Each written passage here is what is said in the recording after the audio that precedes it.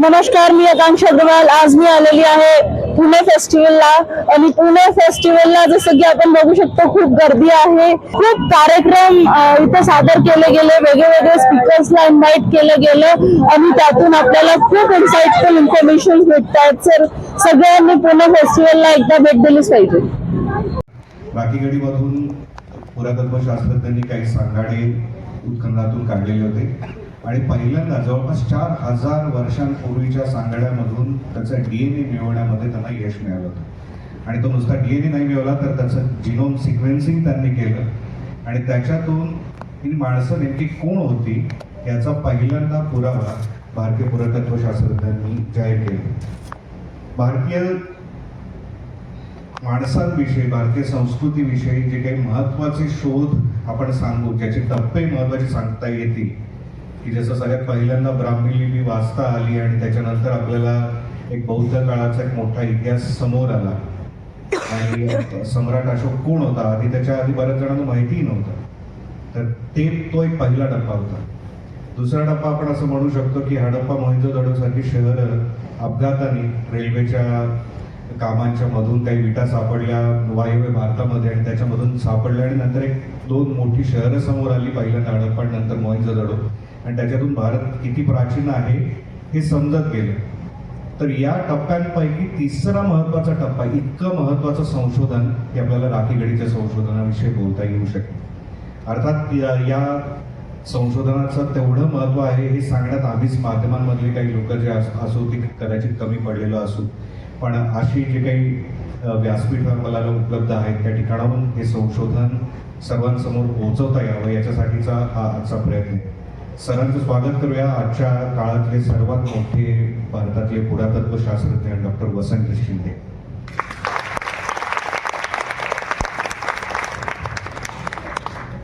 विषयाला सुरुवात करण्याआधी थोडं आपण बरेच जण, काही जणांना पार्श्वभूमी नसेल या विषयाची नेमकी, तर त्यामुळे मी अगदी सोप्या 3-4 टप्प्यांमध्ये काही प्रश्न विचारत जाईन, त्याच्यातून राखीगडी नेमकी काय आहे हे उलगडता येईल आणि मग नंतर आपण त्या संशोधनाचा अन्वयार्थ लावायचा प्रयत्न करू. अगदी सुरुवात म्हणजे सर, तुम्ही पुरातत्व शास्त्र या विषयाकडे कसं वळालात आणि तिथून राखीगडीपर्यंतचा तुमचा प्रवास नेमकी कसा होता? सगळ्यात प्रथम मी सगळ्यांना नमस्कार करतो. आणि नमस्कार आपली जी पद्धत आहे ही जवळजवळ 4.5 वर्षापूर्वीची जुनी परंपरा आहे. नुकतेच मी लोथरला काम करतोय आणि मराठी म्युझियम करतोय आणि हे प्राईम मिनिस्टरचं प्रोजेक्ट आहे आणि ते 20 सप्टेंबरला आले होते रिव्ह्यू करण्यासाठी. आणि मी जेव्हा सांगितलं की ही परंपरा आपली इतकी जुनी आहे त्यांना फार आनंद झाला की खरोखरच, आणि आपल्याकडे सायंटिफिक एव्हिडन्स आहे त्यासाठी. प्रथम मी संयोजकाचा आभार मानतो, मला या ठिकाणी बोलवलं आणि हा जो त्यांनी अवसर दिला मला या ठिकाणी येण्याचा आणि तुमच्यासमोर बोलण्याचा, त्याबद्दल मी सगळ्यांचा आभार मानतो.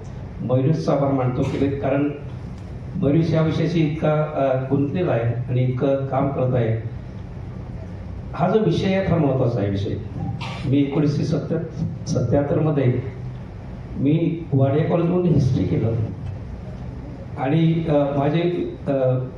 माझ्या ज्या टीचर्स होत्या मिसेस गोखले, त्यांना विचारलं की काय करू आता, मी हिस्ट्री केल्या आता याच्यापुढे काय करू मी, केवळ जा आणि आर्किओलॉजी कर.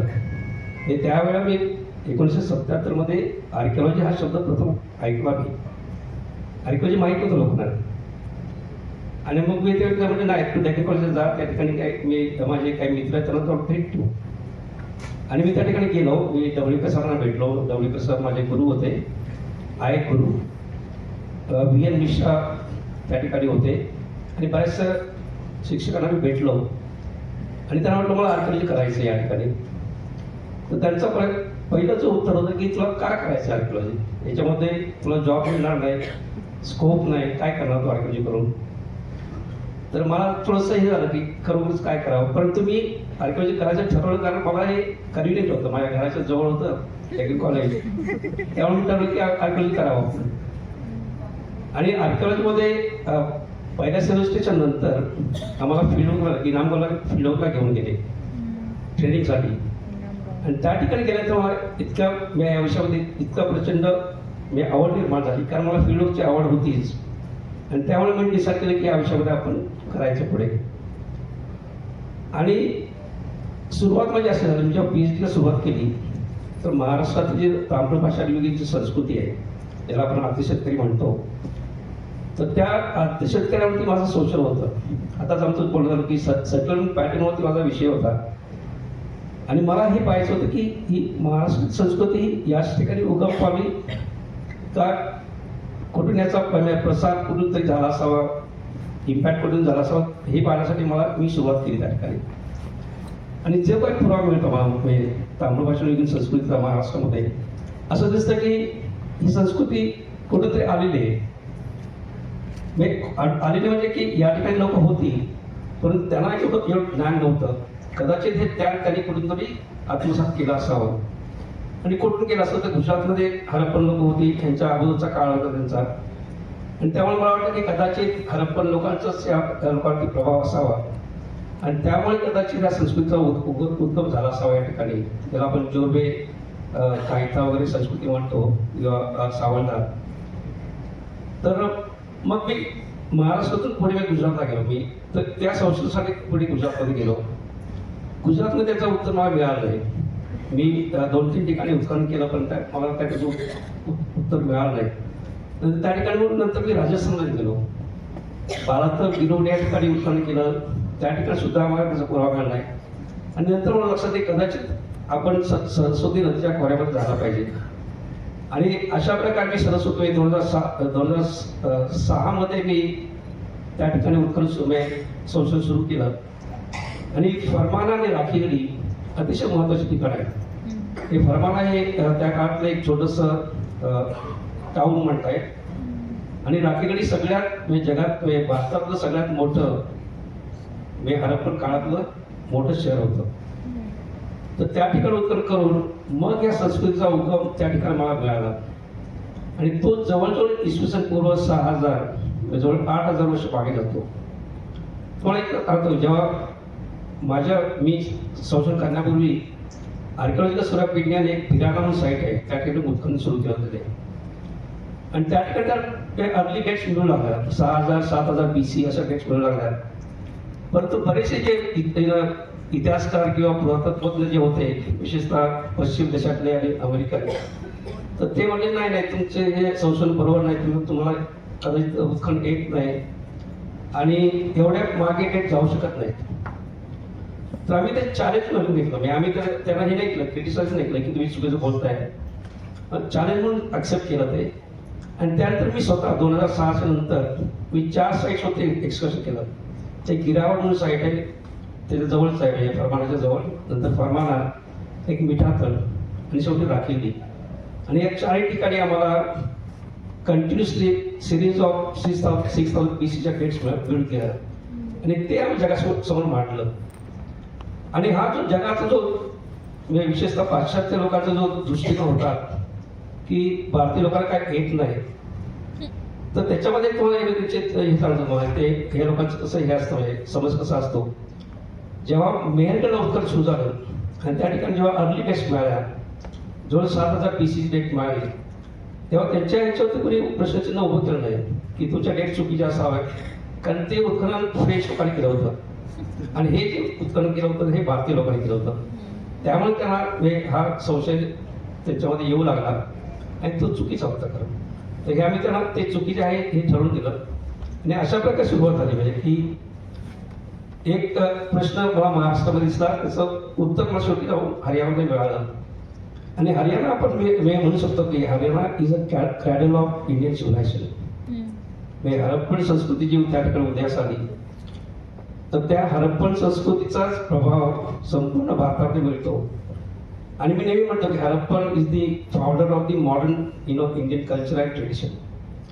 तर ती परंपरा आपल्याला पाहायला मिळते याच्यातून. हरप्पन असा शब्द सरांनी वापरला, तर हडप्पन हा शब्द वापरण्यामागचं कारण की पहिली या काळातली जी पहिली साईट मिळाली ती हडप्पा मिळाली होती आणि त्याला धरून म्हणून हडप्पन संस्कृती म्हणलं. नंतर मग त्याला सिंधू संस्कृती म्हणण्यात येतं. आणि आता सिंधू सरस्वती किंवा फक्त सरस्वती संस्कृती म्हणावं का इथपर्यंत तो प्रवास येऊन पोहोचलेला आहे.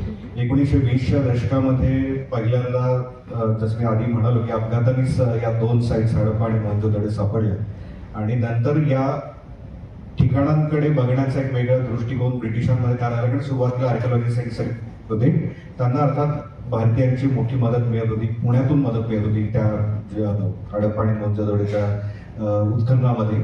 आणि तशीच त्याच विषयावर त्याच कालखंडावर संशोधन करणारं पुढचंही संशोधन जवळपास 70-80 वर्षांनी सरांनीच केलं, ही पुण्यातूनच झालेलं आहे.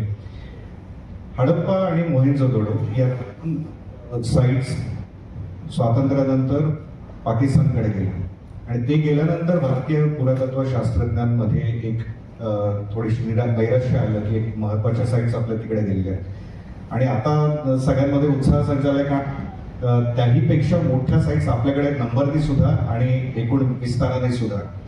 तर त्या 2 साईट्सच्या नंतर राखीगडीचं महत्व कसं आहे या संस्कृतीच्या दृष्टीने?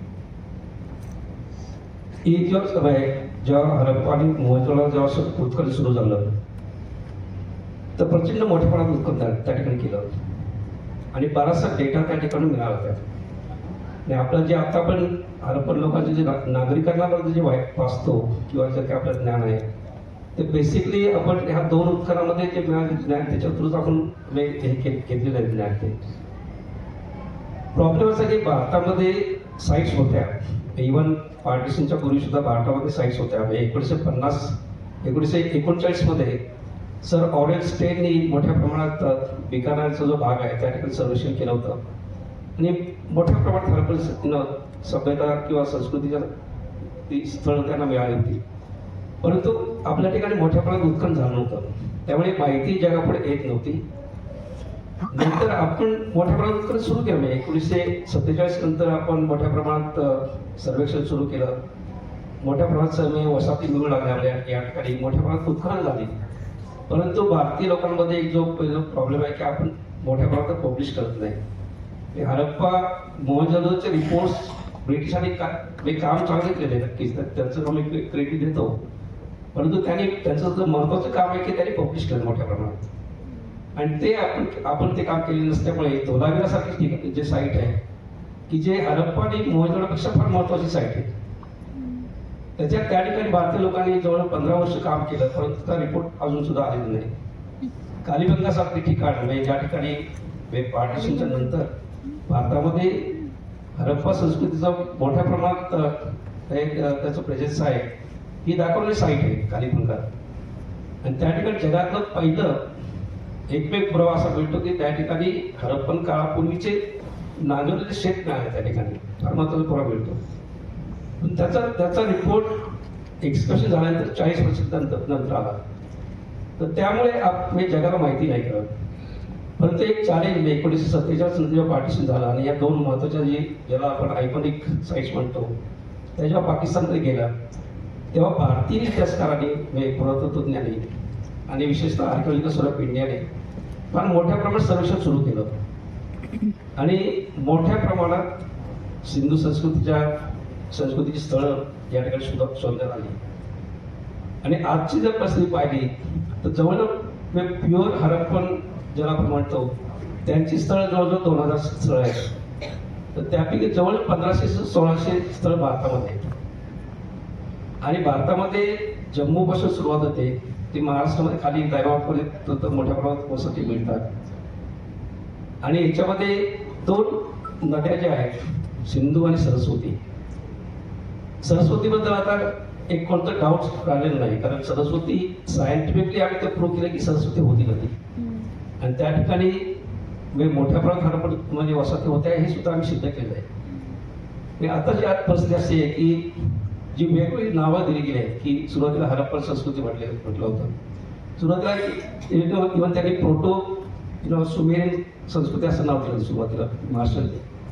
नंतर हडप्पा या ठिकाणी त्याची ओळख झाली.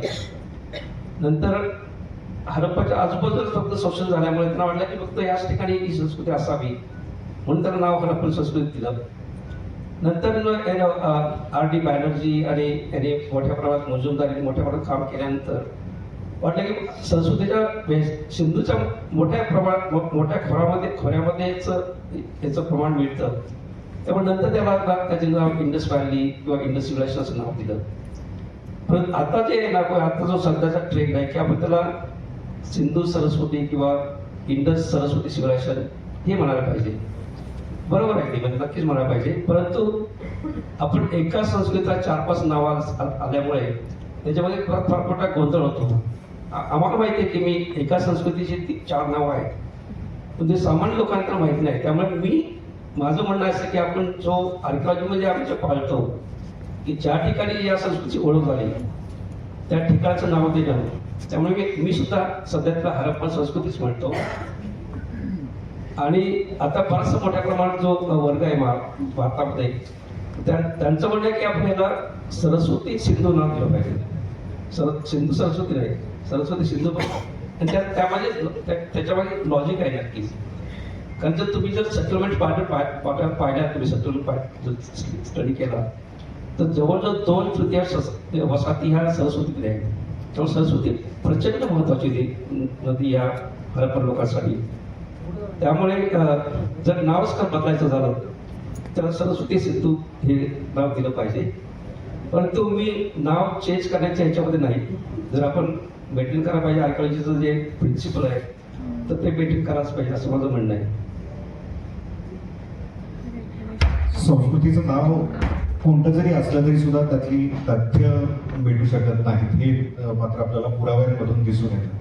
तुम्ही जे काही 2-3 टप्प्यांमध्ये 2006 पासून नंतरच्या काळामध्ये जे काही संशोधन केलं राखीगढी 1900 म्हणजे बेसिकली राखीगढीच्या संशोधनाकडे लोकांचं लक्ष कसं वाढलं हे पण सांगा. आणि तुम्ही केलेल्या संशोधनामधून राखीगढीतून या हडप्पा संस्कृतीचं, सरस्वती संस्कृतीचं दर्शन कसं करतात, काय होती ती संस्कृती? आम्ही संशोधन सुरू केलं त्याच्यामध्ये 2 रिझन्स आहेत, 2 कारणं होते त्याच्यामध्ये. एक तर कारण सांगितलं, मला महाराष्ट्रातील जे आदि शेतकरी होते त्यांचं मूळ मला पाहायचं होतं. तो एक महत्वाचा प्रश्न, तो मला राखीगढी या ठिकाणी मिळाला होता नक्कीच. आणि जेव्हा आपण जोरबी संस्कृतीचा आणि हरप्पन लोकांचा जेव्हा अभ्यास करतो त्याच्यामध्ये मला बरंचसं साम्य मिळतं. मला असं वाटेल कदाचित तिथूनच आपण सगळं उचलून घेतलेलं आहे असं वाटेल तुम्हाला. तर तो एक माझा म्हणजे महत्वाचा एक प्रश्न त्या ठिकाणी होता राखीगढीमध्ये आणि किंवा फरमानामध्ये सुद्धा. दुसरं म्हणजे या संस्कृतीचा विकास कसा झाला. आम्हाला नेहमी आपण या संस्कृतीचे 3 टप्पे आपण नेहमी त्यांची ओळख करून देतो आपण. की जो पहिला टप्पा आहे फॉर्मेटिव्ह स्टेज आहे तर आपण अर्ली हरप्पन म्हणतो.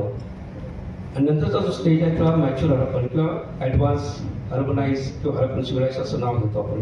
आणि नंतरचा जो 2000 नंतरचा जो टप्पा आहे त्याला आपण लेट हरप्पन म्हणतो. तर जे अर्बनायझेशन जे आलं ती कल्पना अशी होती की कदाचित अर्बनायझेशन सडनली आला असावं, त्याला पण इंट्रोड्यूस केला असावा.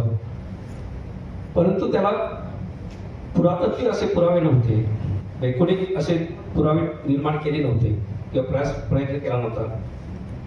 तर तो प्रयत्न आम्ही प्रथम फरमानामध्ये केला आणि नंतर तोच प्रयत्न आम्ही पुढे राखीगढीमध्ये करून आता आम्ही सांगू शकतो की इसवी 6000 ते इसवी 2006 हा त्यांचा प्रवास कसा झाला, ट्रान्सफॉर्मेशन कसं झालं हे आम्ही पुराव्यासह सिद्ध करून दाखवू शकतो आता आणि दाखवलं त्यावेळेला.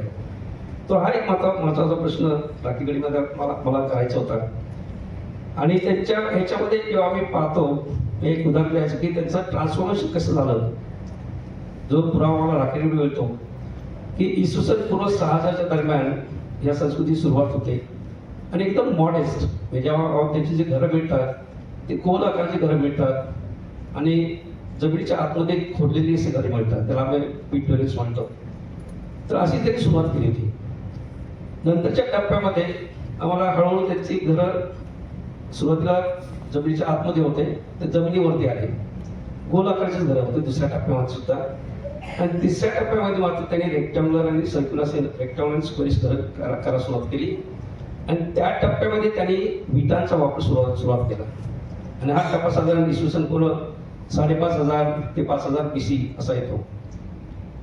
आणि त्या ठिकाणी त्यांनी विटांचं प्रमाण त्यांनी ठरवलं होतं. त्या ठिकाणी मी सुरुवातीला 1:2:3 असं प्रमाण होतं. आणि नंतर त्याच्यामध्येच त्यांनी बदल केले आणि त्याच्यामध्ये 1:2 to 4 हे प्रमाण केलं. तर हा पुरावा तिसऱ्या टप्प्यामध्ये म्हणतो. आणि परंतु त्या टप्प्यामध्ये सुद्धा घरं छोटी होती आणि अशी विखुरलेली घरे होते. चौथ्या टप्प्यामध्ये मात्र एक ज्याला आपण मॉडेल ऑफ प्लॅनिंग, एक प्रॉपर प्लॅनिंग मिळतं. आणि 5व्या टप्प्यामध्ये फुल फ्लेज अर्बनायझेशन आलं. हे टप्पे त्या ठिकाणी फार महत्वाचे टप्पे आम्हाला या ठिकाणी मिळतात. आणि असाच पुरावा आम्हाला पॉटरीमध्ये सुद्धा मिळतो. सुरुवातीची पॉटरीचा कोर्स आणि हँडमेड पॉटरी होती. हळूहळू त्याच्यामध्ये बदल होत गेला, रिफाईन होत गेली आणि एकदम क्लासिकल पॉटरी जवळजवळ 2600 दरम्यान, इसवी सन पूर्व 2600 दरम्यान उदयास आली. तर हे टप्पे आम्ही त्या ठिकाणी पाहिले. आणि तिसरा जो महत्वाचा जो प्रश्न होता आम्हाला की अजून 2006 पर्यंत आम्ही नेहमीच म्हणतो की आर्य बाहेरून आले. आणि हा समज होता आम्ही तो समज मी इतका डीपली रुटेड होता भारतामध्ये की आपण त्याच्याकडे जातच नव्हतो त्याच्यामध्ये.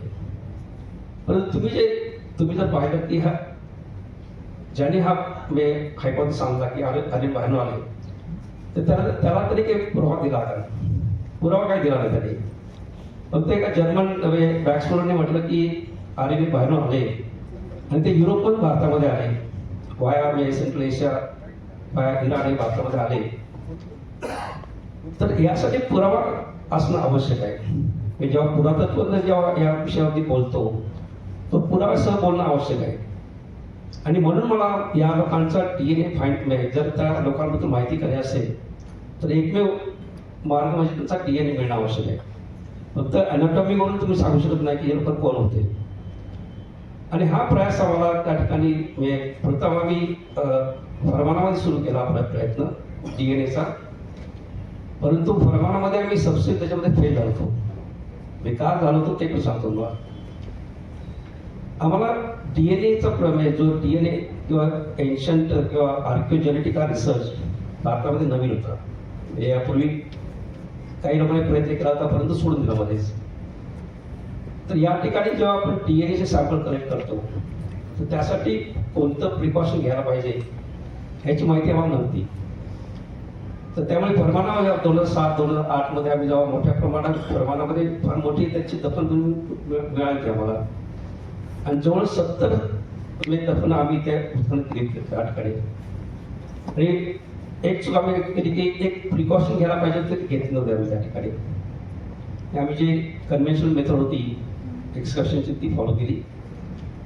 दुसरी गोष्ट आम्ही ते उत्खनन सगळ्या 70 बरियर्स आम्ही उत्खनन एकाच करून ते जवळजवळ 2 महिने आम्ही तसेच ठेवले. आम्ही तसे आमचा त्यामागचा उद्देश चांगला होता कारण आम्हाला लोकांनी येऊन पाहावं आणि याच्याबद्दल जे गैरसमज असतात लोकांना ते दूर व्हावे हा आमचा एक त्याच्यामागचा फक्त हेतू होता. आणि 2 महिन्यानंतर आम्ही DNA शोधण्याचा प्रयत्न केला. काही आमचे जे हैदराबादची CCMB जी सेंटर आहे, centre for cellular and molecular biology, त्याचे काही सायंटिस्ट त्या ठिकाणी आले, जपानचे काही आले आणि इव्हन अमेरिकन पण आले. परंतु आम्हाला त्या ठिकाणी DNA मिळालं. आणि नंतर जेव्हा मी बऱ्याचशा मोठ्या प्रमाणात जेव्हा मी इंटरॅक्शन करायला लागलो तेव्हा कोरियन लोकांनी मला एक सजेशन दिलं की तुमची जी मेथॉलॉजी त्याच्यामध्ये चेंज करणं आवश्यक आहे. आणि ते म्हटले की you target 1 barrier at a time.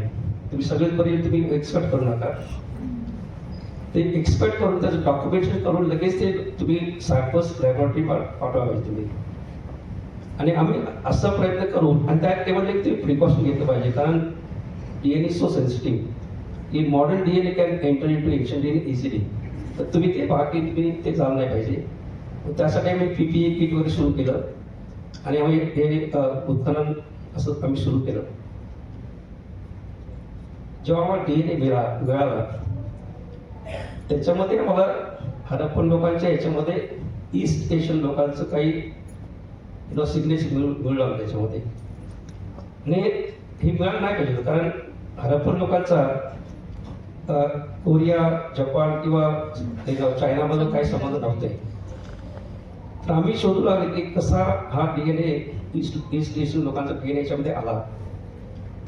आणि नंतर आमच्या असं लक्षात आलं की आमचा एक जो विद्यार्थी होता माझा तो कोरियन होता विद्यार्थी आणि तो उत्खनन करत होता. तर एवढी प्रिकॉशन घेऊन सुद्धा हा DNA एस्केप झाला, त्याच्यामध्ये गेला. तर त्याच्यावरून कळतं की हा DNA किती सेन्सिटिव्ह आहे. तर तो प्रयत्न आम्हाला या ठिकाणी करायचा होता, एक इव्हिडन्स आम्हाला जनरेट करायचा होता. आणि हे इव्हिडन्सच्या द्वारे आम्हाला प्रूव्ह करायचं होतं की आले लोक बाहेरून नाही आले, ही सगळी जी डेव्हलपमेंट झाली इथल्याच लोकांनी केलेली आहे, हे आम्हाला सिद्ध करायचं होतं. याच्यामध्ये मी विशेषतः आता बरेचसे विद्यार्थी आहेत, तर हे मी सांगू शकतो की हा जो रिसर्चचा हा जो प्रयत्न होता आमचा, हा संपूर्ण भारतीय विद्वानांचा प्रयत्न होता. याच्यामध्ये सुरुवातीला मी कुठल्याही परदेशी विद्वानाला याच्यामध्ये सहभाग करून घेतला नव्हता मी. तर संपूर्ण उत्खनन आम्ही डेक्कन कॉलेज आणि भारतीय पदार्थविज्ञान केलं. CCMA सायंटिस्ट आहेत त्या ठिकाणी, ते सुद्धा आमच्यावर काम करून त्यांनी DNA त्यांनी त्याच्यावर एक्सट्रॅक्ट केला, सिक्वेन्सिंग केलं. आणि 2015-16 आमचा जो रिझल्ट होता तयार होता आणि आम्ही पब्लिश करायचा याच्यामध्ये होतो. परंतु मी म्हटलं की आपण जरा थांबा पाहिजे या ठिकाणी, कारण जो फिराणाचा जो अनुभव होता की आम्ही जे काही, कारण हा नवीन रिसर्च होता भारतामध्ये आणि नक्कीच हे जे वेस्टर्न स्कॉलर्स आहेत ते याच्यावरती नक्कीच काहीतरी टिप्पणी करणार. तर त्यामुळे मी असं आम्ही ठरवलं की जे सॅम्पल्स आहेत आमचे त्याचे 3 लायब्ररी करायच्या, 3 सॅम्पल्स करायचे. एक सॅम्पल आम्ही त्याचं अनालिसिस केलं होतं भारतामध्ये. दुसऱ्या अनालिसिस आम्ही एक कोरियन सॅम्पल पाठवलं आणि एक हार्वर्ड मेडिकल स्कूल या ठिकाणी जगातलं सगळ्यात मोठं एन्शियंट DNA सेंटर आहे त्या ठिकाणी पाठवलं. आणि त्यांना फक्त सांगितलं की तुम्ही फक्त आम्हाला क्रॉस चेकिंग करून द्या, आम्हाला रिझल्ट काय आम्हाला माहिती आहे रिझल्ट काय आहे त्यांना सांगितलं नव्हतं. पण ते म्हटलं क्रॉस चेकिंग करून तुम्ही तुमचा रिझल्ट सांगा फक्त आम्हाला. आणि जेव्हा आम्हाला क्रॉस चेकिंग जेव्हा रिझल्ट मिळाला which was complementary to the result that we had obtain, मग आम्ही त्यांच्याबरोबर आम्ही पब्लिश केला 2019 7 सप्टेंबर 2021 आम्ही त्याचं अनाउन्समेंट केलं. तर हा एक रिसर्च आम्हाला हे करायचा होता, जगापुढे आणायचा होता. आणि जो लास्ट आमचा जो एक प्रयत्न होता की हरप्पन लोकांचे संबंध कुठल्या संस्कृतीचे होते, त्याचा त्यांना संबंध महाराष्ट्राशी मिळाला, त्याचा संबंध मध्य प्रदेशशी मिळतो, राजस्थानशी मिळतो आणि इव्हन मेसोपोटेमिया, इजिप्त त्या भागात सुद्धा संबंध मिळतो. हा एक मोठा रिसर्च आम्ही या ठिकाणी करून हे जगापुढे मांडलं की ही हरप्पन संस्कृती जी होती, not only the biggest civilisation in the ancient world, म्हणजे सगळ्यात मोठी सिव्हिलायझेशन होतीच ती, पण त्याचा जो रीच होता हा फार म्हणजे प्रचंड मोठा रीच होता. आणि त्यांनी जो प्रवास सुरू केला बाहेर जाण्याचा, त्याच्या मागचं कारण होतं. कारण आणि हे कारण आपल्याला समजणं आवश्यक आहे की का हरप्पन लोकांनी इराण किंवा मेसोपोटेमियाशी संबंध का जोडले गेले. कारण हरप्पन लोकांमध्ये हरप्पन एरियामध्ये त्यांना रिसोर्सेस नव्हते आणि त्यांना कळले हरप्पन लोकांना की जर डेव्हलपमेंट करायचं असेल तर you need lot of revenue. तो रेव्हेन्यू कसा जनरेट करायचा, तर व्यापारच्या थ्रू ट्रेड हा त्यांनी जनरेट सुरू केला आणि प्रचंड मोठ्या प्रमाणात संपत्ती इथे येऊ लागली. मी नेहमी म्हणतो की आपण बेस्ट लोकांना आपण लिटरली त्यांना लुटलं आहे, आपण त्यांना इतकी मोठी संपत्ती आपण तिकडे घेत होती आणि त्याचा वापर त्यांनी अर्बनायझेशनसाठी केला होता. हे फार मोठं म्हणजे this is the biggest lesson that no we should understand in spread. तर हा संशोधन जो DNA रिसर्च केला किंवा आम्ही त्या लोकांचं ते लोक कसे दिसत होते, त्याला क्रेनिफिशियल रिसर्च म्हणतात, तो सुद्धा केला. मी हरप्पन लोक एक्झॅक्टली कसे दिसत होते हा सुद्धा पाहिला. आणि मग आम्ही 3 वेगळ्या प्रकारचे रिसोर्सेस निर्माण केले हरप्पन संस्कृतीवरती संशोधन करण्यासाठी. एक तो आर्किओलॉजिकल रिसर्च आहे आमचा, जेनेटिक रिसोर्स आम्ही निर्माण केले आणि हा क्रेनिओफेशियल ज्याला आम्ही कंपोजिशन हरप्पन लोकांचं कंपोजिशन कसं होतं हरप्पन लोकांच्या ह्याच्यामध्ये, लोकांचं एक अनाटॉमी कशी होती, लोक कसे दिसत होते. आणि तिन्ही ह्याच्यामध्ये आम्हाला दिसतं की ते तिन्ही ह्याच्यामध्ये एक कंटिन्युटी मिळते आम्हाला. जवळजवळ 10,000 वर्षाची कंटिन्युटी आम्हाला या ठिकाणी मिळते. तर फक्त DNA वरूनच हे कळत नाही की बाहेरून लोक आले नाही हे कळतं, परंतु त्यामध्ये आर्किओलॉजिकल सुद्धा इव्हिडन्स आम्हाला मिळतो की एक कंटिन्युटी 10,000 वर्षाची मिळते या ठिकाणी. जर आर्यन समजा बाहेरून आले असते आणि ह्या लोकांना आपल्या लोकांना संपवलं असतं तरी तर 2 गोष्टी झाल्या असतात. एक तर तो आपल्या जेनेटिक हिस्ट्रीमध्ये एक डिस्कंटिन्युटी आली असती, ती नाही आली.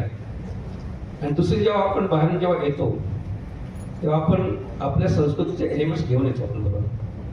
जेव्हा भारतीय लोक युरोपमध्ये किंवा अमेरिकेमध्ये सेटल होतात, आपण त्याची जरा इझिली आपण आयडेंटिफाय करू शकतो, कारण त्याच्यामध्ये देवदेवताच्या मूर्ती मिळतात मला, आपले एलिमेंट्स त्या ठिकाणी मिळतात. तर तसं कुठल्याही स्टेटला झालेलं नाही. असं नाही पण हरप्पन लोक वेगळे होते नाही, की कम्प्लिटली आयसोलेट होते असं नाही. त्या लोकांचा संबंध होता, मिक्सिंग होत होतं. परंतु जो डॉमिनेट जीन आपण म्हणतो तो आपला भारतीय लोकांचा जीन आहे. ते या संसारामध्ये नोंदवून सिद्ध झालं. भरपूर मेडिसिन सुरू झाले. नंतर मला पब्लिश केल्यानंतर जगदीश कुमार जे JNUचे व्हायसेस होते त्याने ते म्हटले आमच्याकडे येऊन लेक्चर देशील का. तर म्हटलं ठीक आहे, मी नक्की येऊन जाईल, लेक्चर देईन. पण त्यांनी मला एक वॉर्निंग केलं की आमच्याकडे मागच्या आठवड्यात आम्ही एक लेक्चर ठेवला होता पण विद्यार्थ्याने होऊन दिला नाही. तर ते म्हणले तुझी तयारी पण ठेवता येईल. म्हटलं ठीक आहे, मी तयारी घेतो. पण त्याला मी एक शब्द घातले. म्हटलं त्याला म्हटलं तुम्ही रोमिला थापर आणि त्या ग्रुपला बोलवा तुम्ही आणि let them discuss face to face. तर तो ग्रुप काय आला नाही, परंतु त्या रोमिला थापरच्या ग्रुप जे सिनियर टीचर होते त्यांनी आपल्या विद्यार्थ्यांना काही प्रश्न लिहून दिले होते आणि ते म्हणजे तुम्ही हे प्रश्न विचारा. जेव्हा लेक्चर झाल्यानंतर जेव्हा प्रत्यक्ष पुरा पाहिल्यानंतर विद्यार्थ्यांचं पण लक्षात आलं की आपण याच्यामध्ये काय विचारू शकत नाही, हे फुल प्रूफ एव्हिडन्स आहे, हा त्यांच्या लक्षात आला. तर अशा प्रकारच्या याच्यामध्ये सांगण्याचं मत आहे की we Indians are capable of this type of research. जे विद्यार्थी सांगतोय की आपण अशा प्रकारचं रिसर्च करण्यामध्ये कॅपेबल आहोत, कुणाच्या मागे नाही आपण नक्कीच. तर तुम्ही पण या असा प्रयत्न करणं आवश्यक आहे की लोक काय बोलतील त्याच्यावरती लक्ष द्यायचं नाही, परंतु आपल्याला जे योग्य वाटेल ते शोषण करणं आवश्यक आहे. आणि अशा प्रकारचा पुढचा मार्ग तुम्ही निवडला पाहिजे, हा एक विद्यार्थी सांगू शकतो. अत्यंत महत्वाचा शोध यासाठी होतो कारण हा वैज्ञानिक दृष्ट्या सिद्ध झाला आहे. त्या प्रख्यात नियतकालिकांमध्ये जर्नलमध्ये हा पब्लिश झाला आणि अख्ख्या जगाने तो मान्य केला. त्यामुळे आर्य बाहेरून आले होते वगैरे वगैरे जे काही 100-1 वर्ष भारतामध्ये एक प्रचलित पद्धत होती म्हणण्याची, तर ती आता त्याला लगाम बसेल असं आपण अपेक्षा ठेवूया. पण आर्य बाहेरून आले नव्हते ही गोष्ट एका बाजूला आता सिद्ध झाली आहे. पण राखी गडीमध्ये किंवा राखी गडीच्या कालावधीमध्ये जेवढ्या काही साईट्स आपल्याला मिळतात, अगदी पंजाब हरियाणापासून ते खाली गुजरातपर्यंत, ही माणसं नेमकी होती कुठे. बऱ्याच जणांचं असं म्हणतं की ती वैदिक संस्कृती जी आपण म्हणतो तर ती आणि हडप्पन संस्कृती दोन्ही एकच होती आणि त्याच्याशी संबंधित काही असे पुरावे जसे तुम्ही इथे DNA दाखवले तर तसे काही वैज्ञानिक पुरावे पण मिळाले आहेत का. ते हडप्पन आणि वैदिक हा जो वाद आहे त्याच्यामध्ये माझं जे मत आहे, माझं पण काही जे विद्वान आहेत जसे प्रोफेसर BB लाल होते किंवा RS बीस्ट, प्रत्यक्ष पुराव्यावरून आम्ही म्हणू शकतो की हडप्पन लोकच वैदिक लोक होते. ज्याला आपण वैदिक संस्कृती म्हणतो तेच हडप्पन लोक होते, हे आम्हाला नक्कीच आम्ही प्रमाणासह दाखवू शकतोय. दुसरी गोष्ट म्हणजे आपल्या भारतामध्ये हे हंटिंग गॅदरिंग जी स्टेज होती, इसवी सन 10,000च्या अगोदरची जी स्टेज होती, त्या स्टेजबद्दल बोलणं कठीण आहे. कारण त्यावेळेला लोक एका ठिकाणी दुसऱ्या ठिकाणी जात होते. परंतु जेव्हा सेटल लाईफ सुरू झालं, भारतामध्ये साधारण इसवी सन पूर्व 7,000 7,500 असे डेट मागे जाते, त्यानंतरच्या काळाबद्दल आपण बोलू शकतो. तर जो DNA आम्ही रिसर्च केला, मी हडप्पन जे सॅम्पल्स आमचे जे होते साधारण 4,500 साल जुने सॅम्पल्स होते आमचे हडप्पन लोकांचे. परंतु जेनेटिक सायन्समध्ये एक जेनेटिक क्रोनॉलॉजी पण आपण फाइंड आउट करू शकतो. त्याच्यामध्ये जेव्हा आम्ही हडप्पन लोकांचा DNA जो आम्ही पाहिला की हा एक डिस्टिंक्ट DNA, हा इराणी लोकांशी त्याचं साम्य नाही ना सेंट्रल एशियन लोकांशी त्याचं साम्य, हा एक डिस्टिंक्ट होता. तर हा डिस्टिंक्ट DNA कसा आला या ठिकाणी, तर त्यासाठी आम्ही प्रयत्न केले आणि त्याच्यामध्ये आम्हाला असं दिसलं की साधारण 12,000 वर्षापूर्वी, साधारण इसवी सन पूर्व 10,000च्या दरम्यान अफगाणिस्तान आणि इराणच्या बॉर्डरवरती जे हंटर गॅदर्स होते त्यांचे 2 ग्रुप तयार झाले. एक ग्रुप आहे हा साऊथ एशियामध्ये आला आणि दुसरा इराणच्या मार्गे पुढे अनाटोलियामध्ये त्या ठिकाणी गेला.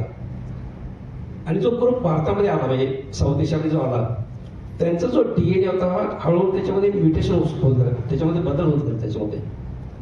आणि साधारण म्हणजे इसवी सन पूर्व 8,000च्या दरम्यान एक डिस्टिंक्ट जीन तयार झालं, त्याला आम्ही अगोदरचं नाव होतं एन्शंट अँसेस्ट्रल साऊथ इंडियन असं नाव दिलं होतं.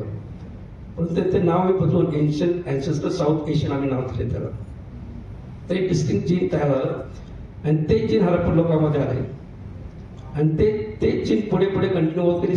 आपल्या भारतीय संपूर्ण भारताच्या पॉप्युलेशनमध्ये हे जीन्स आलेले आहेत.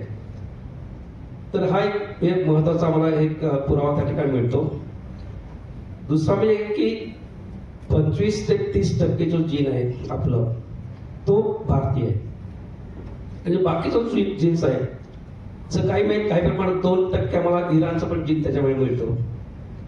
सेंट्रल एशियाच्या लोकांचं पण जीन्स त्याच्यामध्ये मिळतात. काही गल्फ कंट्रीचे जीन्स त्याला मिळतात. हे शक्य झालं कारण हरप्पन लोकांचा त्या लोकांशी संबंध आला होता, व्यापारी संबंध आला होता. त्यामुळे देवाणघेवाण होत असल्यामुळे काही प्रमाणात मिक्सिंग सुद्धा झालेलं आहे. परंतु त्या लोकांनी they have not contributed to the development of the Indian genetic history. आपली जेनेटिक हिस्ट्री कम्प्लिटली डिफरंट आहे, हे डिस्टिंक्ट आहे, हे त्याच्यावर दिसतं. आणि नंतर आम्ही असं केलं की जो समजलं की आले बाहेरून आले, मग आम्ही एक सुरुवात केली की या लोकांचे इराणचे संबंध होते. आणि फॉर्च्युनेटली इराणला एक साईट आहे शाही सोख्ता म्हणून.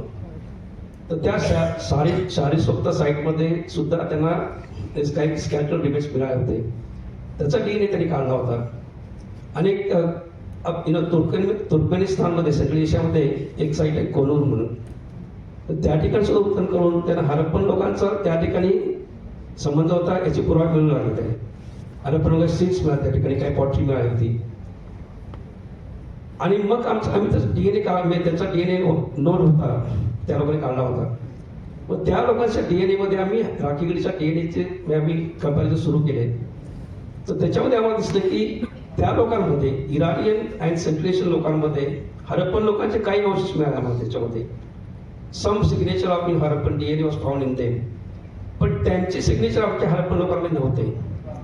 हा फार महत्वाचा इव्हेंट. याचा अर्थ हरप्पन लोक बाहेर जाऊ लागले आणि नंतर 2000 BCच्या नंतर मग रेसिप्रोकल मुवमेंट सुरू झाली.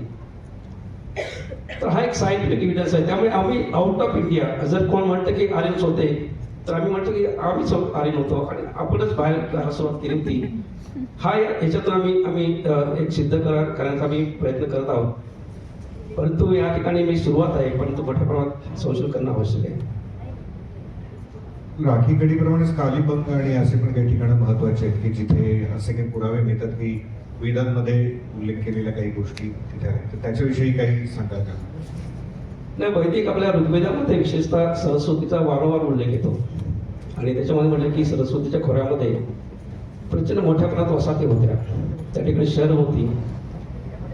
आणि जेव्हा मी आर्किओलॉजिकल पुरावा पाहतो त्या ठिकाणी, तर त्या ठिकाणी सरस्वतीचा ट्राय कोर्स आम्हाला मिळाला आहे, तो आयडेंटिफाय झालेला आहे. इस्रोने त्याच्यावर संशोधन केलेलं आहे. पुरा सॅटेलाइट इमेजरीचा वापर करून पूर्ण जो कोर्स होता विकसित झालेला आहे. हे हिमालयामध्ये शिवालिक्समध्ये जो उगम होतो, पंजाबमध्ये ती नदी पंजाबमध्ये येते, संपूर्ण हरियाणामध्ये क्रिसक्रॉस करते ती, नंतर राजस्थानच्या काही भागामध्ये जाते, नंतर पुढे पाकिस्तानमध्ये जाते आणि पाकिस्तानच्या बहावलपूरमध्ये खाली परत कच्छमध्ये येते नदी आणि समुद्रामध्ये मिळते. आता संपूर्ण कोर्स सायंटिफिकली मिळाला. त्याच्यामध्ये भरपूर प्रयत्न आले की नदी लुप्त कशी झाली असावी आणि केव्हा झाली असावी. बरेचसे सायंटिस्टने त्याच्यावरती संशोधन केलं होतं, परंतु काही पुरावा मिळाला नाही किंवा क्लू मिळाला नाही. परंतु आर्किओलॉजिकल डेटावरून आम्ही सांगू शकतो ही नदी केव्हा लुप्त झाली. जेव्हा आम्ही सर्वेक्षण करून आम्हाला जो हरप्पन लोकांचा आम्ही पुरावा पाहिला, तर त्या नदीच्या किनारे आम्हाला अर्ली हरप्पन सेटलमेंट्स मिळतात आणि मैसूर हरप्पन मिळतात आणि लेट हरप्पन सेटलमेंट त्याच्यावर दूर जाऊ लागतात.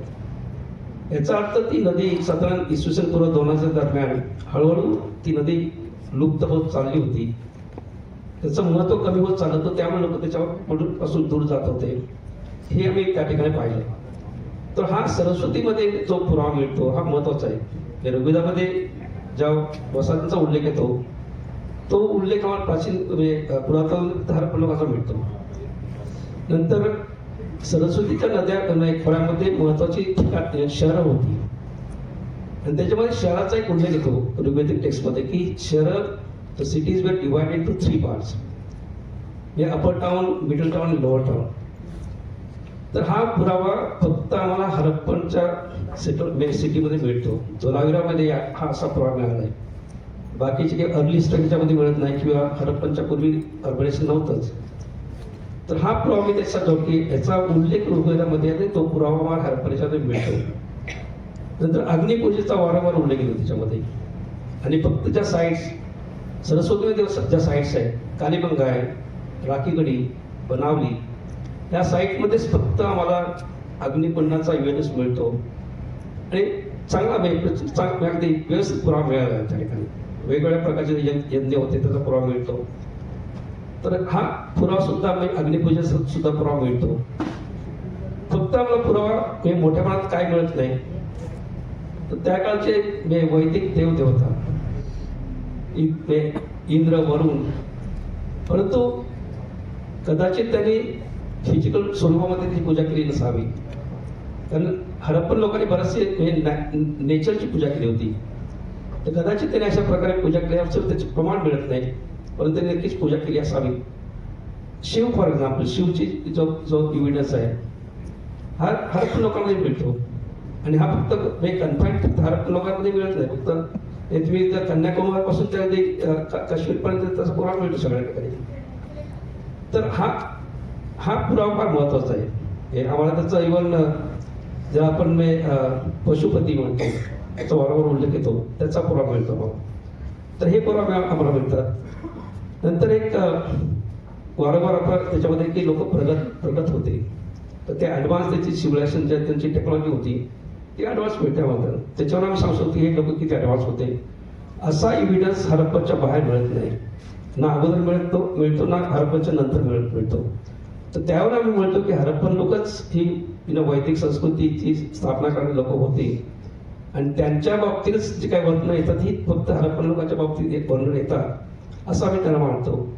आणि त्याला आता DNA आणि जो क्रेनिफिशियलचा इव्हिडन्स आम्ही जनरेट केला आहे तो त्याला सपोर्ट करतो. आपण जेव्हा इतिहासातल्या संस्कृतींकडे पाहतो तर तेव्हा आपल्याला असं वाटतं की माणसं कुठेतरी वेगळी होती, वेगळ्या कालखंडामधली, वेगळ्या ग्रहावरून आलेली. त्यामुळे त्यांचा उल्लेख आपण तटस्थपणे त्रयस्थपणे करत असतो. पण माझी रिक्वेस्ट आहे तुम्हाला सगळ्या, कधी तुम्ही हरियाणामध्ये गेला तर नक्की राखीगडीला भेट द्या. आणि तिथे गेल्यानंतर काही लोकांनी घरामध्ये छोटी छोटी म्युझियम केली, तिथे आसपास अशा बऱ्याच वस्तू सापडतात आणि तिने जमा केल्या. मी जेव्हा गेलो होतो 10 वर्षांपूर्वी तिथे, तर त्या एका घरामध्ये बघितलं आज आपण वापरत असलेल्या अनेक गोष्टी तिथे वेगवेगळ्या लेयर्समध्ये उत्खननातून सापडलेल्या आहेत. अगदी लहान मुलांची खेळणी ज्याला चाक आहेत, दोरी लावून ओढता येऊ शकते, काजळाची डबी, ताटांचे जर आकार बघितले आहेत मातीची, पण आपण जे आजही घरामध्ये वापरतो ते ताटांचे आकार तसेच आहेत. तिथे जे सापडलेले दागिने, तशा दागिन्यांच्या त्यांचा पेहराव केलेल्या अनेक महिला आजही तुम्हाला हरियाणामध्ये, राजस्थानमध्ये, गुजरातमध्ये बघायला मिळतील. सो त्या संस्कृतीची अख्खीच्या अख्खी कंटिन्युटी आपल्याला तेव्हापासून हडप्पा काळापासून ते आत्तापर्यंत पण बघायला मिळते. म्हणजे आजही आपण त्या संस्कृतीच्या अनेक खुणा घेऊन वावरतोय. त्यामुळे ती संस्कृती कुठली तरी वेगळी होती आणि आपण कुठेतरी वेगळे आहोत असं नाही. आणि ती कंटिन्युटी आहे हे दाखवणारे थेट वैज्ञानिक पुरावे सरांनी जमा केले गेल्या काही वर्षांमध्ये. ते जगाने मान्य केलेले. फक्त आपल्या इथे आपले विचार आपल्याला ते मान्य करून देत नाहीत, पण शेवटी काही काळानंतर ते मान्य करावेही लागतील. पुढचा प्रश्न की राखीगडी आणि सिंधू संस्कृती किंवा सरस्वती संस्कृती याच्याविषयी आता सध्या काय संशोधन झालं, म्हणजे तुमच्या संशोधनाच्या पुढे आता पुढे कसं जात आहे हे सगळं संशोधन? त्यापूर्वी एक कंटिन्युटीची जी गोष्ट केली आपण ती फार महत्वाची आहे. आम्ही जेव्हा मी उत्खनन करतो त्यावेळी 3-4 महिने कॅम्प करून राहतो इथे साईटवरतीच. जेव्हा मला वेळ मिळायचा, मी जेव्हा गावामध्ये जायचो मी, मला असं इम्प्रेशन मिळायचं की मी हरप्पन गावामध्येच फिरतोय.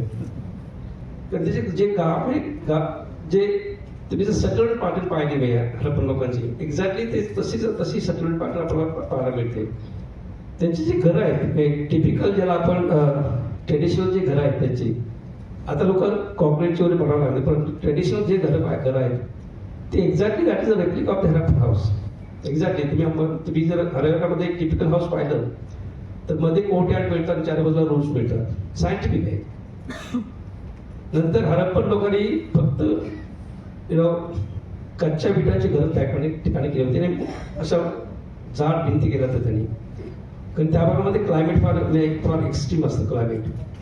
तर क्लायमेटचं एक कंटिन्यू ॲटमॉस्फिअर करण्यासाठी तुम्हाला हे अशा प्रकारची घरं बांधणं आवश्यक आहे त्या ठिकाणी. तर ते पुरावा मिळतात. तुम्ही जर घरात रस्त्याची जी वीट पाहिजे तुम्ही वीट, तर एक्झॅक्टली हरप्पन लोकांच्या मेजरमेंट प्रमाणेच आहे ती. Tandoor for example, tandoor and chicken म्हणजे that is the delicacy which was introduce by the Harappans. Tandoor chicken ती कंटिन्युटी आपल्याला पाहायला मिळते त्या ठिकाणी. नंतर इंडियन करी सायंटिफिकली आम्ही प्रूव्ह केले की इंडियन करीची सुरुवात हरप्पन लोकांनी केली होती. हे आम्हाला फरमानामध्ये जे बरियर्समध्ये पॉट्स मिळाले त्याचा आम्ही रेसिपी अनालिसिस केलं होतं आणि त्याच्यामध्ये टिपिकल इंडियन करीचे जे इन्ग्रेडियंट्स आम्हाला मिळाले होते त्या ठिकाणी. तर ही परंपरा त्यांनी सुरू केली होती आणि तीच परंपरा पुढे मिळते. तर आर्किओलॉजिकल याच्यामध्ये मिळतेच आम्हाला, जेनेटिकली सुद्धा मिळते की हरप्पन लोकांमध्ये आणि सध्याच्या लोकांचा जो DNA लगभग सेम आहे तो लगभग. फक्त त्या भागामध्येच नव्हता, तर आता जो आम्हाला एक इंडिकेशन मिळते, व्हेरी स्ट्रॉंग इंडिकेशन, की अंदमान निकोबार पासून तर जवळजवळ लडाख काश्मीरपर्यंत आणि अफगाणिस्तान पासून जवळजवळ संपूर्ण भारतामध्ये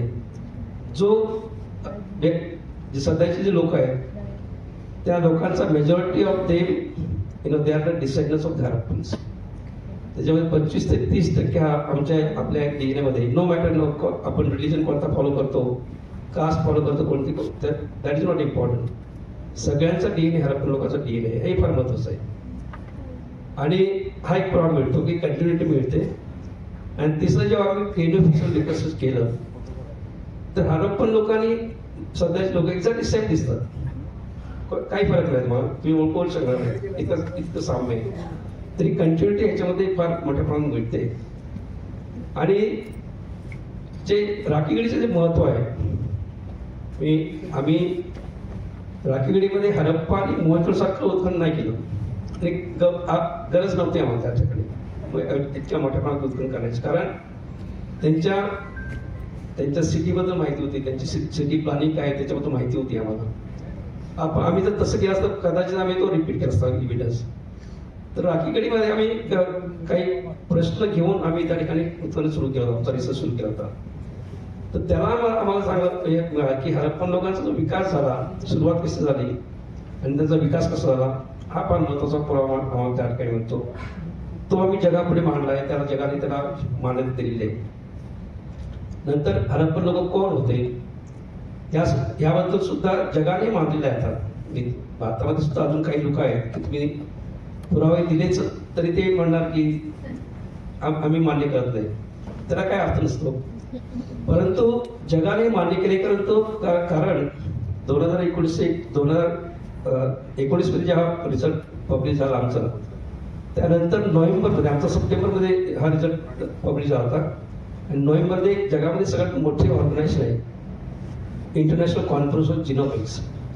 तर त्याने 2019 मध्ये 9 ब्रेक थ्रू रिसर्चेस जगामध्ये आयडेंटिफाय केले होते आणि त्याच्यामध्ये राखीगडीचा समावेश होता. याचा अर्थ जगाने त्याला मान्यता दिलेली आहे, सायंटिफिक कम्युनिटी मान्यता दिली आहे. आणि जगातल्या नंबर 1 जे ज्याला आपण सायंटिफिक जर्नल म्हणतो शेल, त्याने त्याच्यामध्ये पब्लिश केलेला आहे.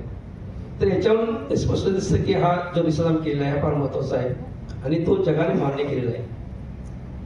आणि एक कंटिन्युटी पाहायला पाहिजे. आम्ही बरेचसे वेगवेगळे त्याच्यामध्ये रिसोर्सेस निर्माण केले आणि त्याच्यामध्ये कंटिन्युटी पाहायला जी मिळते ती फार महत्वाची आहे आणि ती राखीगडीमध्ये संशोधनामध्ये मिळते.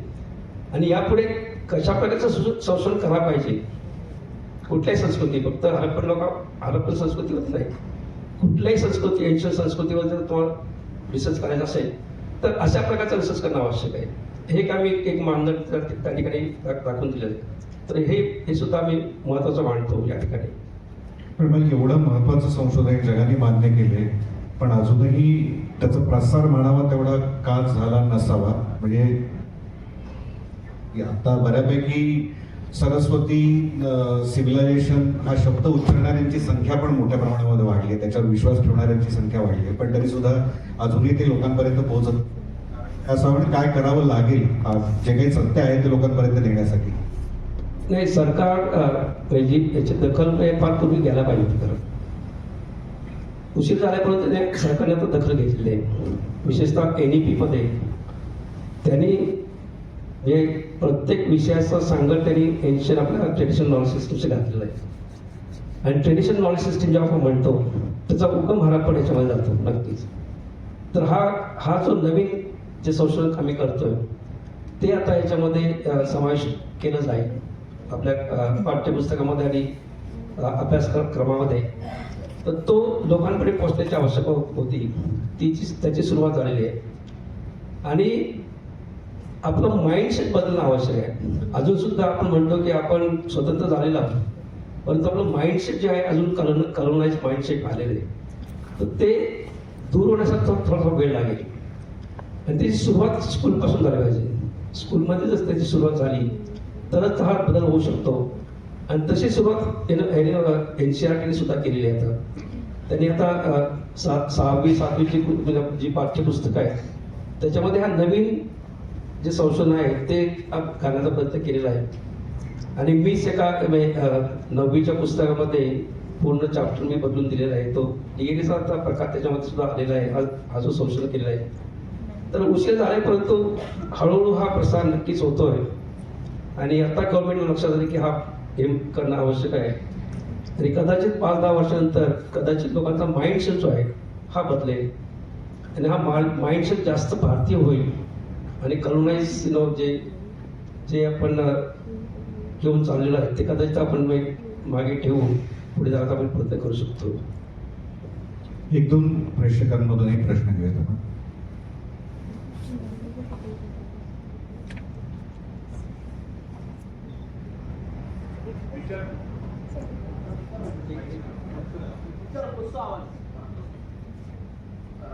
नवीन तंत्रज्ञान जसं AR किंवा मूवी जसं आपण म्हणाल की लोकांपर्यंत पोहोचण्यासाठी संशोधन प्रोसेस किंवा त्यातनं आलेल्या ह्या गोष्टी ह्या अशा करण्याचे काही प्रयोग चालले आहेत. बाहेर ग्रीसमध्ये गेलो होतो किंवा इटलीमध्ये त्यांनी तिथले जे जुने संस्कृती होती त्याच्या AR/VR हे बनवलेले आहेत किंवा त्याच्या फिल्म्स बनवलेल्या आहेत. तसं आपल्याकडे काही चालू आहे का राखीगढीच्या संदर्भात? त्या राखीगढीच्या आणि विशेषतः आमच्यातर्फे डेक्कन कॉलेजच्या तर्फे आम्ही 3-4 ठिकाणी महाराष्ट्रामध्ये आम्ही तो अवेअरनेस निर्माण केलेला आहे, राजस्थानमध्ये आणि आता हरियाणामध्ये. तर आम्हाला वाटतं की कारण आपला जो सांस्कृतिक ठेवा आहे प्रचंड ठेवा आहे आपला, तर त्याला जर प्रोटेक्शन करायचं असेल ते पहिली गोष्ट म्हणजे प्रोटेक्शन महत्त्वाचं आहे. आणि जर अवेअरनेस नसेल तर किती मोठ्या प्रमाणात आपण नुकसान करू शकतो याचं उदाहरण सरस्वतीमध्येच आहे. सरस्वतीच्या खोऱ्यामध्ये डेक्कन कॉलेजचेच एका विद्यार्थीने 1964ला संशोधन केलं होतं. संपूर्ण जो विज्ञानाचा भाग तिने सर्वेक्षण करून पिंजून काढला होता. आणि जवळजवळ 450 वसाहती हरप्पन काळाच्या वसाहतीने शोधून काढल्या होत्या. जेव्हा 2006 मध्ये जेव्हा मी संशोधन सुरू केलं त्याकडे प्रत्येक साईटवर जाऊन व्हिजिट करायची होती, कारण जो डेटा आम्हाला नवीन डेटा जो जनरेट करायचा होता त्यासाठी आम्हाला हे करणं आवश्यक होतं. त्यावेळेला आम्हाला लक्षात की फक्त त्याला जवळजवळ फक्त 2 डझन साईट शिल्लक करायचे, बरेचसे साईट नसतं झाले. तर जर हा ठेवा जर वाचवायचा असेल तर पहिलं कॉमन लोकांना म्हणजे तिथल्या ग्रामीण लोकांना पहिलं त्याच्याबद्दल त्याचं महत्त्व कळून देणं आवश्यक आहे. तर ते एक अवेअरनेस आम्ही सुरू केलेलं आहे. दुसरं म्हणजे आता नवीन जे आता डेव्हलपमेंट होते भारतामध्ये, विशेषतः जसं एक उदाहरण की लोथलमध्ये आम्ही जे मरीटाईम म्युझियम करतोय तर त्या ठिकाणी छोटे छोटे फिल्म्स आम्ही तयार करतो. त्याच्यामध्ये AR/VR मोठ्या प्रमाणात उपयोग करतोय. AI चा उपयोग करत नाही, कारण AI मध्ये बरेचसे डिस्ट्रॉशन मिळतं मला. त्यामुळे मी विद्यार्थ्यांना त्याला सांगेन की तुम्ही AI वरती जास्त डिपेंडेंट राहू नका, परंतु जो प्रयत्न करायला पाहिजे की हा विषय लोकांपर्यंत गेला पाहिजे. आणि जर गेला नाही तर किती गैरसमज होऊ शकतात. त्याचं एक उदाहरण तुम्हाला सांगतो. मी 2012मध्ये हरियाणामध्येच मी एक उत्पन्न करत होतो आणि त्या ठिकाणी आमच्याकडे एक व्हेरी डिस्टिंक्ट केस झाले आमच्याकडे. The daughter of former prime minister doctor Upinder Singh, she was a professor of history in Delhi University. ती साईट पाहण्यासाठी आली होती. बरोबर प्राईम मिनिस्टरची मुलगी असल्यामुळे सिक्युरिटी आणि काही ऑफिशियल्स बरोबर होते. तर मी जेव्हा दाखवत होतो की काही पुरावे मिळाले त्या मी तिला आणि तिच्या विद्यार्थ्यांना दाखवत होतो. आणि मागे हे लोक मरमर करत होते की म्हणत होते की पुण्याहून हे लोक ह्या छोट्या गावामध्ये का आले, कदाचित या ठिकाणी धन काढलं असेल ते काढण्यासाठी बाहेर आला असावं असं कोणीतरी म्हटलं. ते म्हणले काय वेस्ट आहे, ते काय कशासाठी करतात ते काम, त्याचं काय उपयोगी, भारतासाठी काय उपयोगी असं. आणि तिसरा जो एक कॉमेंट होती फार महत्वाची की ह्या लोकांना कदाचित लहानपणी मातीमध्ये खेळण्याचा अवसर मिळाला नसेल म्हणून आता खेळतात. तर हे अवेअरनेस फार महत्वाचं आहे आणि त्यासाठी नक्कीच आता आम्ही मोठ्या प्रमाणात प्रयत्न करत आहोत. आणि इव्हन आर्किओलॉजिस्ट ऑफ इंडिया सुद्धा याच्यामध्ये मोठ्या प्रमाणात प्रयत्न करत आहे. आणि जास्तीत जास्त लोकांपर्यंत आता मीडियाचा वापर करून, सोशल मीडियाचा वापर करून वगैरे जास्तीत जास्त लोकांपर्यंत जे ऑथेंटिक रिसर्च आहे ते जाणं आवश्यक आहे. त्याच्यामध्ये डिजेट्स किंवा ह्याच्यामध्ये किंवा मीन्समध्ये बरंच जोड न देता जो ॲक्च्युअली एव्हिडन्स आहे तो लोकांकडे मांडणं आवश्यक आहे आणि ते प्रयत्न चालू आहे. मोठ्या प्रमाणात होणं आवश्यक आहे, परंतु त्या तसं होत नाही जास्त मोठ्या प्रमाणात.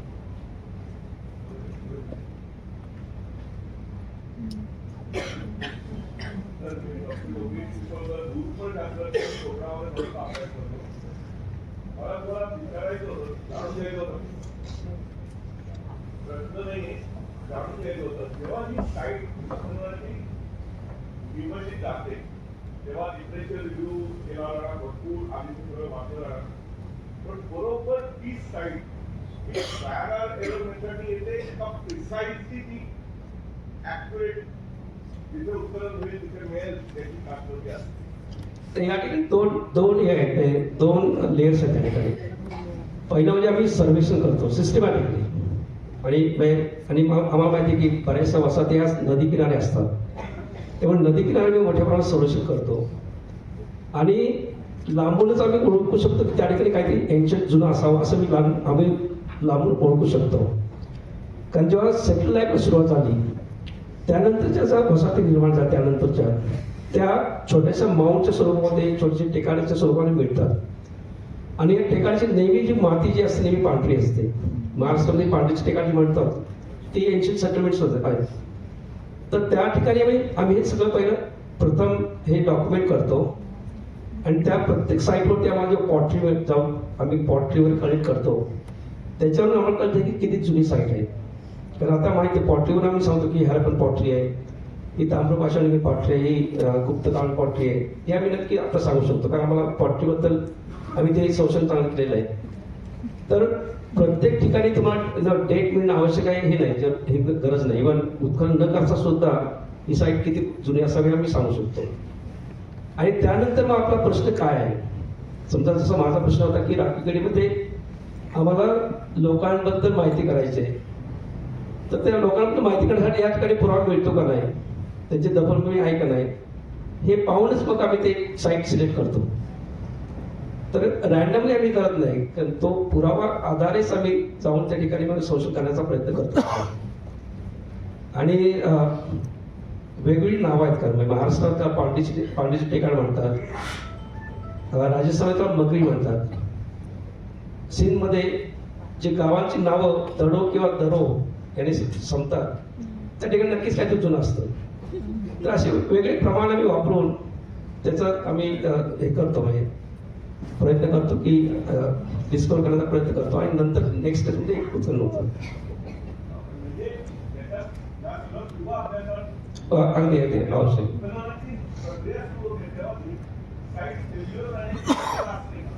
बराच वेळ असते नक्कीच. जर तुम्ही अभ्यास केला नाही साईटचा व्यवस्थित तर फेल्युअर होण्याची शक्यता बरीच असते. कारण आणि एक कोणीकडे सांगत नाही, परंतु एक टीम गुजरातमध्ये काम करत होती आणि ती साईट ऑलरेडी एक्सपर्ट झाली होती. आणि या लोकांनी जाऊन तिथं उत्खनन सुरू केलं आणि पूर्वीच्या लोकांच्या मातीचे ढिगारे टाकले होते, उत्खनन करून जी माती पडते होते त्या ढिगाऱ्यामध्ये त्यांनी उत्खनन सुरू केलं. तर काही वेळा तुम्ही जर त्याचा अभ्यास व्यवस्थित केला नाही तर हा प्रश्न होऊ शकतो. हे मोठं चॅलेंज असतं का तुम्ही प्रत्येक साईटवरती, जसं राखीकडे आम्ही 2 वर्ष फक्त सर्वे करत होतो. आम्ही सर्वे त्याचा स्टडी करत होतो. आणि एक मेथड आहे की ज्याला आम्ही सिस्टमॅटिक सॅम्पलिंग म्हणतो, की ज्या साईटवरती जे मटेरियल मिळतं ते आम्ही सिस्टमॅटिकली कलेक्ट करतो. आणि त्याचा असा एक सिद्धांत असा आहे की ज्या ठिकाणी जे अवशेष मिळतात त्या ठिकाणी खाली त्याचा हे मिळू शकतं की त्या ठिकाणी खाली काय असावं. असे कुंभारचा आवाज असेल तर वरती तुम्हाला pottery in different stage of firing मिळते. तुम्हाला बऱ्याचशा मोठ्या प्रमाणात जळलेला भाग मिळू शकेल. तर असा अंदाज आम्ही लावतो ह्याच्यावर आणि नंतर मग आम्ही उत्खनन सुरू करतो. आणि जवळ 90% उत्खनन आम्ही त्यामुळे सक्सेसफुल होतात त्याच्यामुळे.